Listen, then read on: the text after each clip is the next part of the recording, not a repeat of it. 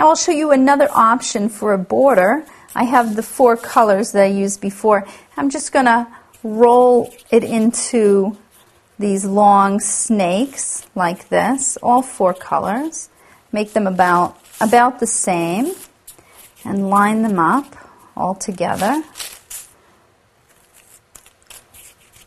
Kind of pile them together like this. And then roll them together. And as you roll them, it'll stretch out. And if you just keep rolling and twisting, you can make a really pretty, colorful border to put around the edge of your cake.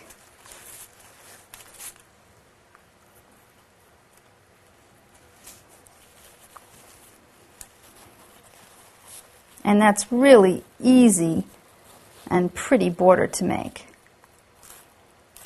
Okay, now we have our banner here, and I wrote with the markers right on the piece of fondant, and this is how you transfer it. Just use a spatula knife and place it on there, and then very carefully slide it onto the cake. Those markers are terrific because you don't need to write with a pastry bag. You can write with a pen. You just have to have a light touch. And there's the Gang's All Hair cake.